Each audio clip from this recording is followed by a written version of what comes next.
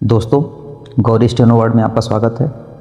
मैं रामधारी गुप्ता खंड 1 की क्रमवार प्रैक्टिस करा रहा हूँ। मैं आपको 10 मिनट में 800 वर्ड बोलूँगा। आपको उसको लिखना है। आवाज़ जो प्रैक्टिस करनी है वो प्रतिलेखन संख्या 3 और 4। तो स्टार्ट करते हैं। रामधारी गुप्ता प्रतिलेखन संख्या 3 और 4। स्टार्ट। सभापति महोदय, किसानों की उपज की आप न अधिक कीमत दे सकते हैं, न अधिक उपजाने के लिए जो साधन देश में उपलब्ध हैं उनकी तरफ आपका ध्यान जा रहा है। जो कुछ आप कर रहे हैं उससे कोई अच्छा भविष्य नज़र नहीं आ रहा है। मैं यही कहना चाहता हूँ कि आप देखें कि आपके कार्यक्रम में कहाँ त्रुटि है, कहाँ कमी है। आपने कर लगा रखे हैं। आपने जो कर लगाए हैं वे तो लगाए ही हैं। हमारे प्रदेश में तो ज़मीन पर 25% ज़्यादा कर भी लगा दिया गया है। इतना बोझ अगर किसान पर होगा तो उसकी कमर टूट जाएगी। वह पहले से टूटी जा रही है, लेकिन वे इन करों को देने के लिए भी तैयार हैं। यदि आप उस तरह के साधन उन किसानों के लिए तैयार करें। हमारे उत्तर प्रदेश के कुछ ज़िले हैं, पूर्वी ज़िले हैं, जहां पर बहुत बुरी स्थिति है। हमारे सदन के एक सदस्य ने रो रो कर आपको यह बताया था कि वहां लोगों को 2 रुपये मजदूरी में मिलता है। इतनी ही एक दिन की उनकी मजदूरी है। सरकार ने एक आयोग की नियुक्ति की थी ताकि वहाँ पर कुछ विकास के कार्य किए जाएं। वह योजना भी अब खटाई में पड़ गई है। आपका ध्यान इन समस्त चीज़ों की ओर कैसे दिलाया जाए, कैसे आपका ध्यान इन सभी कठिनाइयों की ओर आकर्षित किया जाए, समझ में नहीं आता है। यातायात के साधनों की स्थिति यह है कि ट्रेनों में दूसरे दर्जे में भीड़ भाड़ का कोई ठिकाना नहीं है। उसकी कोई सीमा नहीं है। हर रोज़ ऐसा मालूम पड़ता है कि कोई मेला चल रहा है। आपके पास अच्छे इंजन हैं, अच्छे गति वाले इंजन हैं, लाइन भी अच्छी है, तो क्यों नहीं दूसरे दर्जे के अधिक डिब्बे लगाए जाते हैं।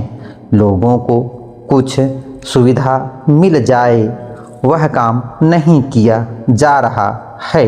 आपको किसान की देहात में रहने वाले आदमी की मजदूर की परवाह नहीं है, जो समस्त कठिनाइयों को झेलता है।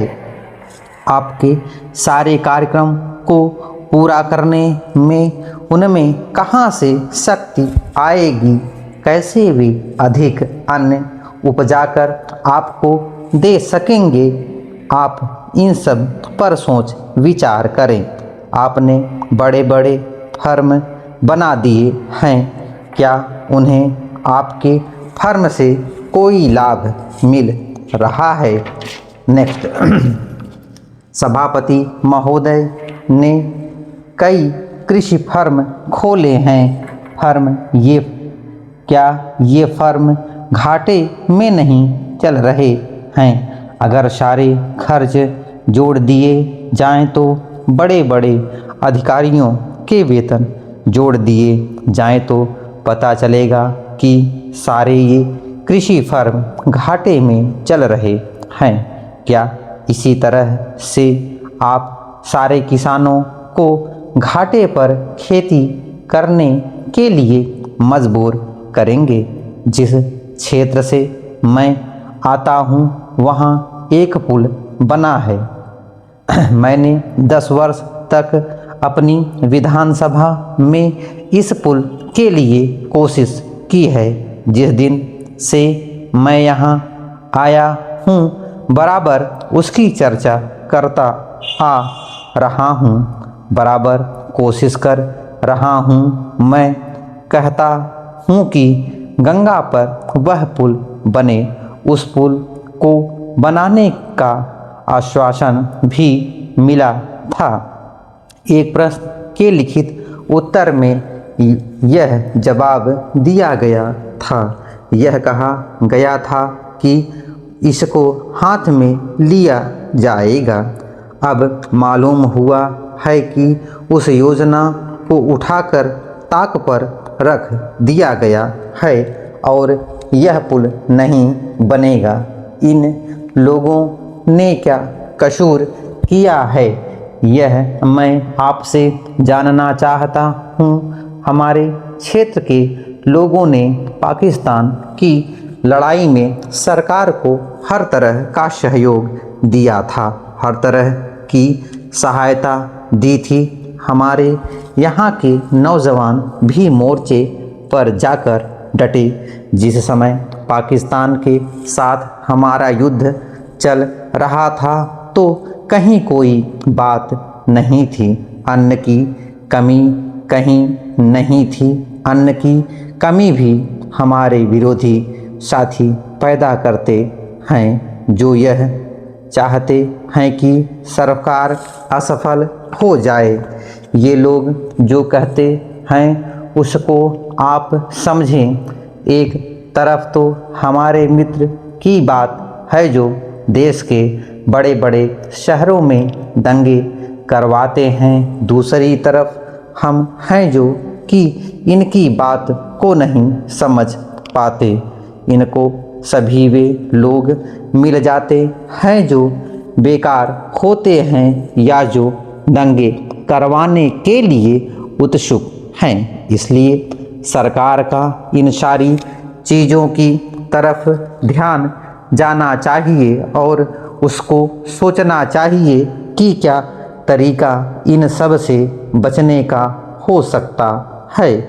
एक ही तरीका हो सकता है कि इस देश में हर आदमी को काम मिले, देहात में लोगों को करने के लिए काम मिले और खादी कमीशन की जो योजना है और जो कि एक अच्छी योजना है वह ठीक तरह से चले। सौभाग्य से मैं आर्य समाज संगठन से संबंध रखता हूँ। स्टाफ, धन्यवाद।